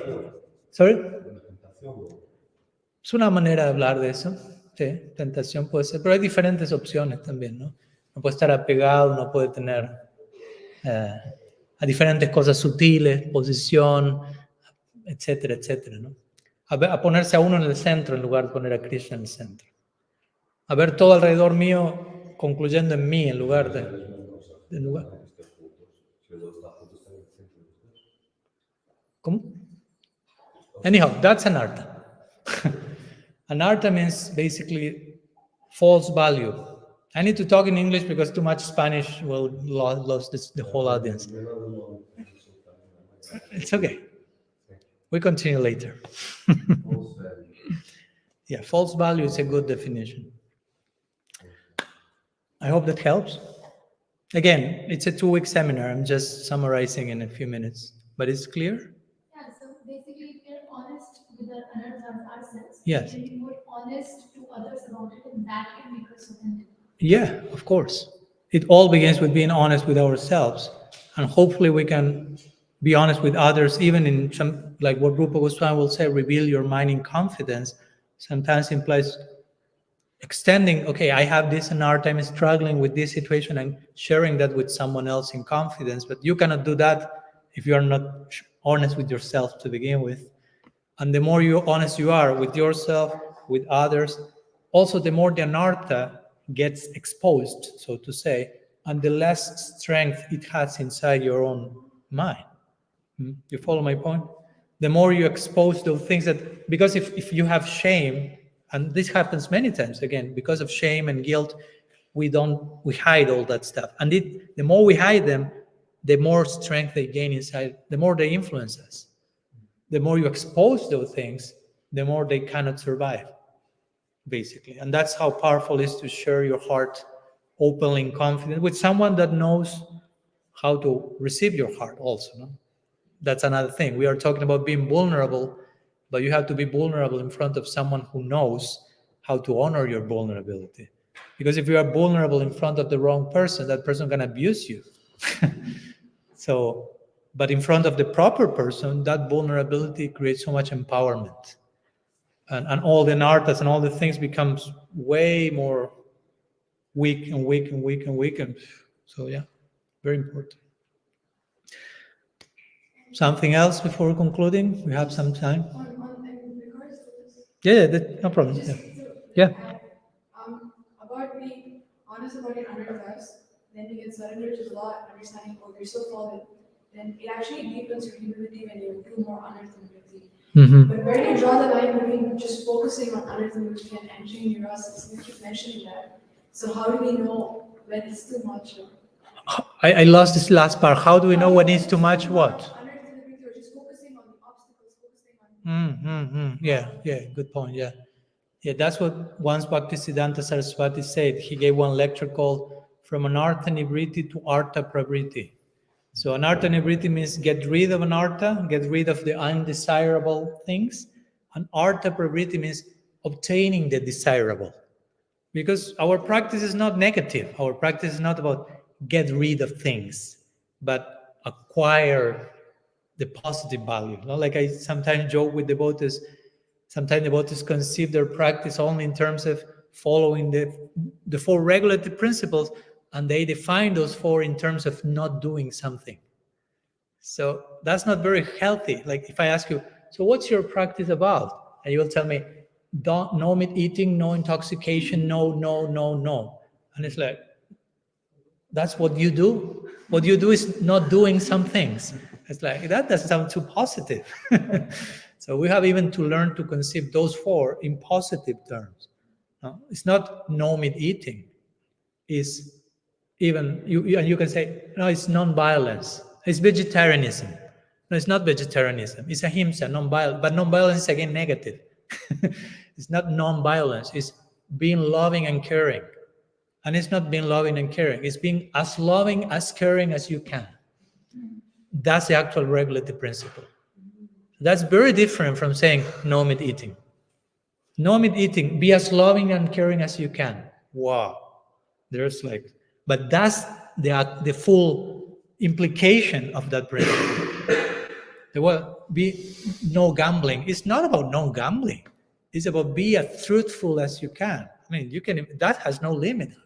No, be as truthful as you can. Wow, that has nothing to do with don't go to the Mayapur casino that they are opening.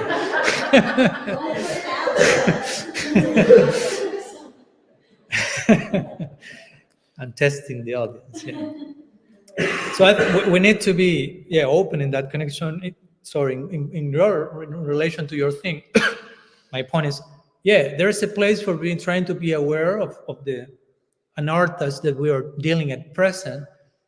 But we should, I mean, I cannot tell you a formula like Bhagavan, this is like 23% of Anartha hybrid is the right, and depending each case, situation, it will be different.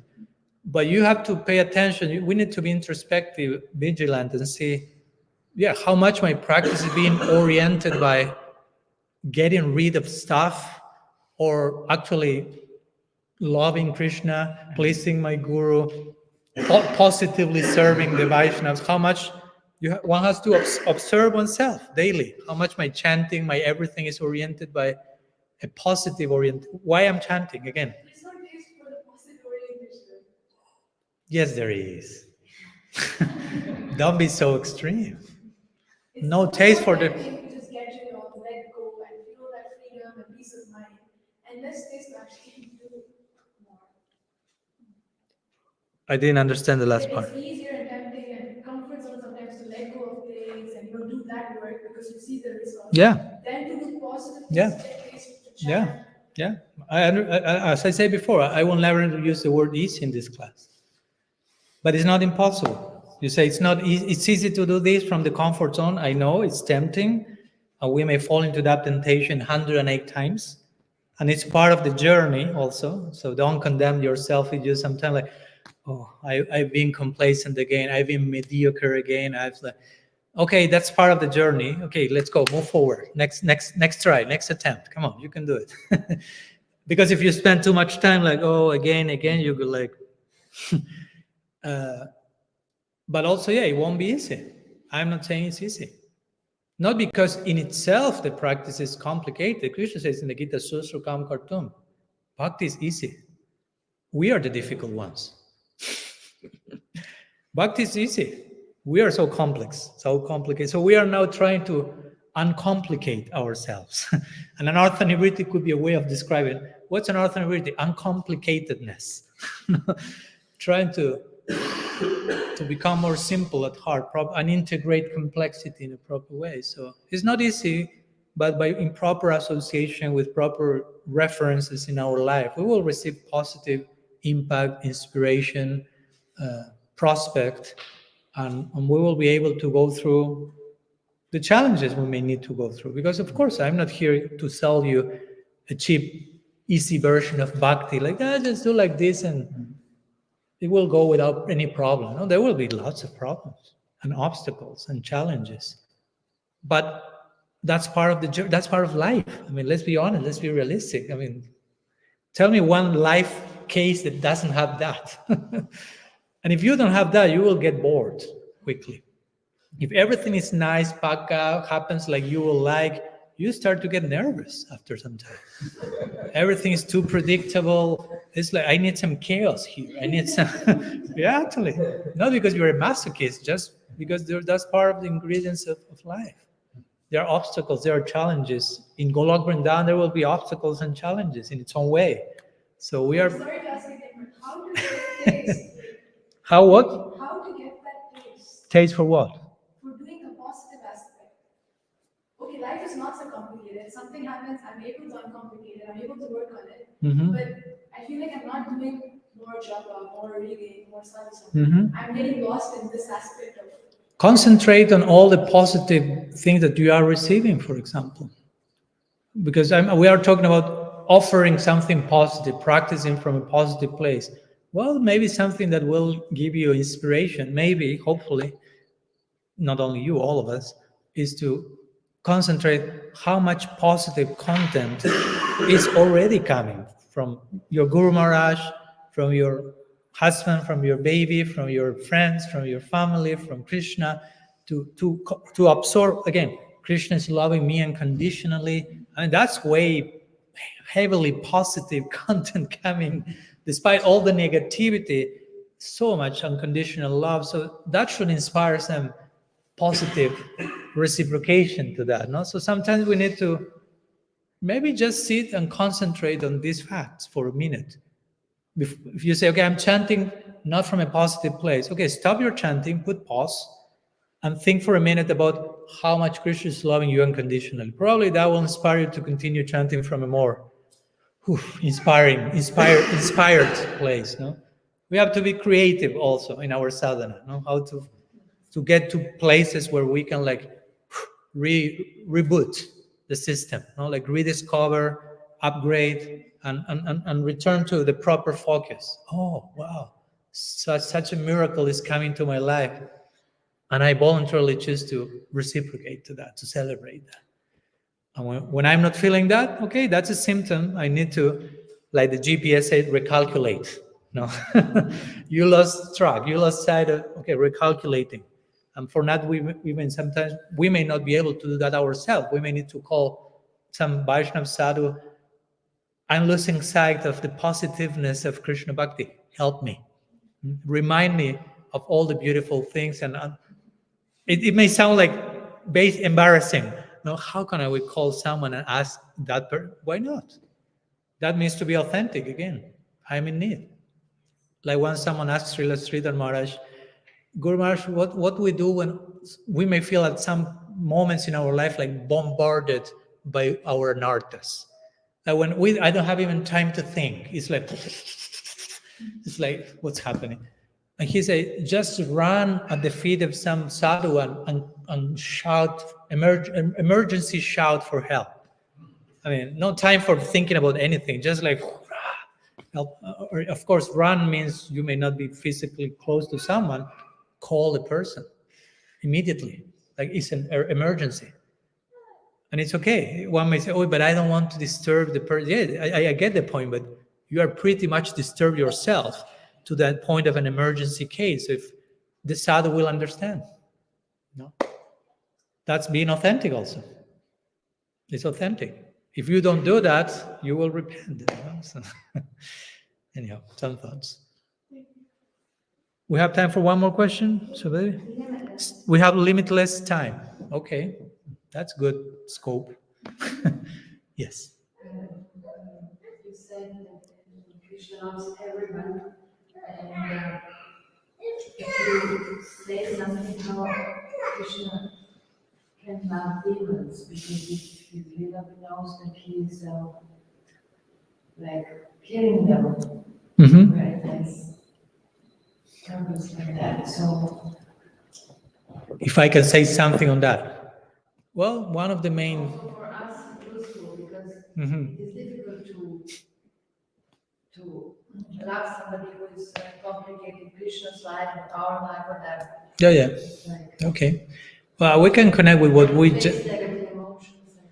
We would just connect. We were talking about Putana and Indra, who is not technically a demon, but he behaved pretty Asuric way in that moment. And for example, Bhaktivinoda Thakur, he will say all these asuras, all these demons, which demon is a tricky word also, no? by the way, because we always say demon, who knows which idea each of us has in our mind about that, no? Demon. I mean, all these asuras, according to Bhaktivinoda Thakur, are representing different anarthas. We're talking about anartha nivriti.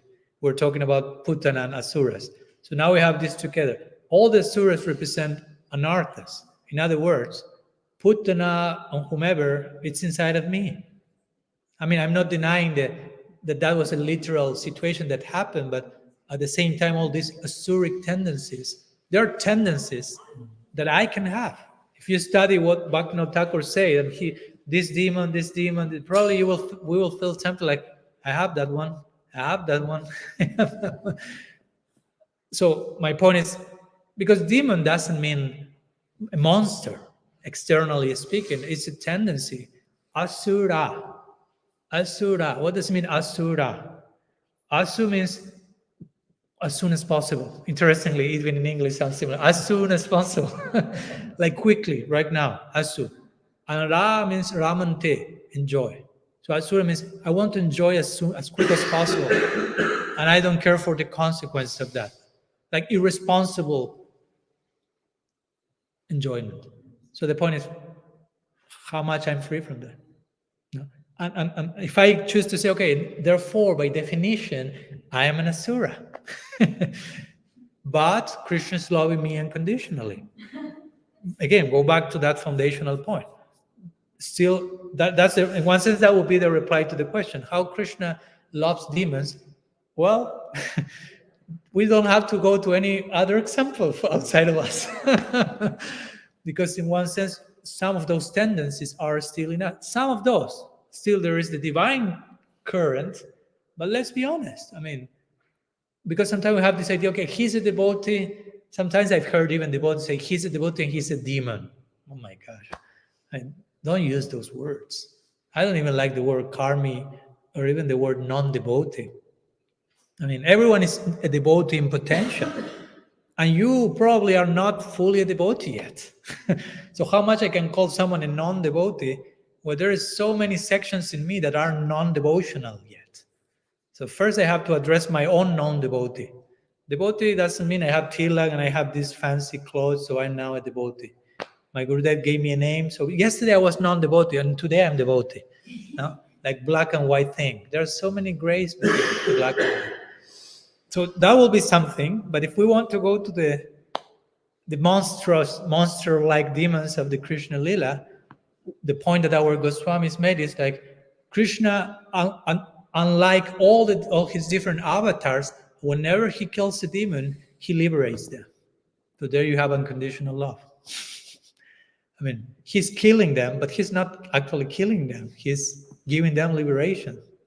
The killing is just an aspect of that. But the actual thing that's going on is all those asuras, as I gave the example of Putana. Technically speaking, he killed Putana. You could say, oh, Krishna, that wasn't too loving, unconditional loving. I mean, he obtained Vatsalya Ras. That's unconditional. So that's how he's expressing unconditional love. He has to kill them because they are attacking his devotees. He's Bhakta Vatsalya. He's protecting his devotees. But it doesn't mean that he stopped loving those he's killing. That's the nature of unconditional love. He has unconditional love for the Brajavasis. He has unconditional love for Indra, for Putana. But the way he interacts with them will be different according to their behavior. But it doesn't mean that he stops having that unconditional love. And that's shown by that way. Whomever Krishna kills, they are liberated. That's pretty loving, basically. He's not just merely killing them. No? And what to speak with Mahaprabhu? No? To say that Krishna killed devotees, Mahaprabhu killed the Asuric mentality. Krishna killed Asuras personified. Mahaprabhu killed the Asuras, the Asuric mentality in each of us, and gave prem indiscriminately to everyone, even to those who were not asking, whomever. And to say that he gave prem to those who heard him chanting, and for those who heard him chanting and didn't got prem, Mahaprabhu will glance at them, and with his glance he will convey prem. And even for those who will escape Mahaprabhu's glance, who were very expert in avoiding mercy, he will run and embrace them. No escape from this. No? So, and again, we are here as a byproduct of such unconditional love. So, she had a question first. You had a question, right? Sorry. I'm not really sure if I can word it properly, but we could, even if we can, even just theoretically understand that Krishna loves us no matter what. Still, because we want to be part of the society, we also want to be accepted by people in the society. We want to be a part of the group. We want to have friends. And I feel very often that, I'm afraid to be really myself in this kind of religious institution where people judge you and they also gossip, and the standard that a lot of people have, like judging me, like, are you a Vaishnava or not, is like really high. And I don't know, it makes it a little bit intimidating to open up. And I'm just wondering how can we get past that? Recently, I've been more and more thinking about it because, just coming to terms with my own conditioning and just knowing that I can't be there, and I'm not going to pretend. And Great. So, but also at the same time, I feel like maybe more in my part because it's a Bengali. Bengalis are so high standard. It's just something that makes me feel a bit insecure to be myself. Mm-hmm. Do you have anything to? Yeah. Thank you for the authenticity of exposing your situation, which is not only your situation, I must say, because let's be honest, who is in a different situation. Every one of us want to be part, as you mentioned, of a group, of a family, to belong. And sometimes, especially if we are in a very big, I assume you are connected with ISKCON, so that's a pretty big institution, and different things can happen in something very big, of course. Whenever something gets very big, you will have a lot of everything. Not to criticize, it's the nature of something getting very big. And in my personal opinion, I will say that in those cases where you find, okay, people take different stances, different people doing different things, you have to find your group within the group, so to say. Because officially you may be affiliated to a big mission with millions of, but you cannot just open yourself to 1 million people. No? You cannot just be fully vulnerable with every single member of the institution, because it's not what I'm saying either. So we need to find our flock of intimate birds that of the same feather that flock together, and those may be one. You are pretty lucky if you found one. If you find more than one, you can count. Wow, great. But one that you can really be fully yourself, that you have nothing to hide from that person, that's not easy. That's not impossible, again. So we shouldn't lose hope. But of course, we shouldn't, again, expose ourselves cheaply, quickly, because I want to be accepted. That will end up in, it's like what I call emotional prostitution, basically. Now, you are prostituting your own emotionality and just opening in the wrong places and being mistreated, and you follow my point. Huh? So we need to fully be ourselves. And again, not everyone may be ready to take the time to accept us, to take the time to know us, to take the time to enter into our shoes, be empathic with us, understand us. Many times people say, I don't have time for that. Okay? Well, Krishna still loves you unconditionally. but that's not my tribe. No? So I think that's what Rupa Goswami said when he describes Sadhu Sangha. In Bhakti Rasamrita Sindhu, he qualifies Sadhu Sangha as 3 words. 2 of them is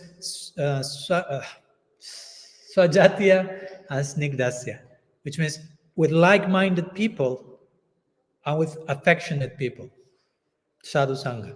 Sadhu Sangha doesn't mean social convention. Doesn't mean we are in a place with 300 devotees and we had Sadhu Sangha. Hopefully, but probably not. Sadhu Sangha, Rupa Goswami describes in 4th verse of Upadeshamrita, Priti Lakshana, interaction of affection, revealing your mind, sharing your heart, etc., and so on. So, yeah, I will encourage you or anyone to, of course, try to be part and open and be yourself, but being, not being naive about that, and being mature enough as to know I cannot do that anywhere and everywhere. So I have to find my tribe, so to say. And again, the tribe may be 1 more, 2 more. That's community already. Community doesn't mean a big, massive gathering of people. Community is common unity, community. No? And if you can find one person that you can be totally transparent and honest and receive the same from that person, that's like, wow, super empowering. That's topmost sadhu sangha. And you totally love and affection. What? A lot to be honest with yourself. Mhm. Not with yourself. You are. Yeah, yeah. So if you're willing to be honest with yourself, for sure, that will attract some other honest people. Honesty attracts honesty. Let's put it like that. And probably the great majorities of any group won't fit with that. If you start to become too honest and too authentic, many people will be repelled by that. Not to condemn them, to judge them. It's just in their own stage, that's too much for them. And it's okay. That's their stage. I've gone through that. Let's put it like, I'm not higher. It's just each one's stage. In my particular stage, I need to be myself. I need to be honest and transparent because of my personal need. And I need to find an environment that will nourish that. I need to be in a safe space where I can be fully vulnerable and I'm safe. I'm protected. First, we need to create some safe space for that. Because if I don't feel safe, I won't be fully vulnerable. No? So first we need to obtain that reassurance in connection to people that we feel, wow, yes, I can be myself. Not only I can be myself, but in those moments I become more of what I am. I am myself and I'm becoming empowered to become all that I can be. No, my fullest potential. But my fullest potential begins by acknowledging fully who I am now. Because I'm here and I would like to be here, but to be here, first I have to acknowledge I'm here and acknowledge that in full detail with full acceptance. So again, that may not happen in a big group, but in a small group within the big group. That's what generally that's how it works. Okay, we are 2 hours already, so I think we can stop here and digest a little bit what we shared and reflect, hopefully, and we will continue sharing these days. You can concrete, I will be announcing next day, so we will be sharing soon. So Sri Satchinandan Gaur Hari Ki Jai, Sri Gaur Nityananda Ki Jai, Sri Harinam Sankirtan Ki Jai, Gaur Bhakta Vrinda Ki Jai, Gaur Premanand, Vancha Kalpatarubhyascha Kripa Sindhubhya Vachavati Tanam Pavane Vaishnavebhya Namo, Ananta Koti Vaishnava Vrinda Ki Jai, Gaur Hari Bol.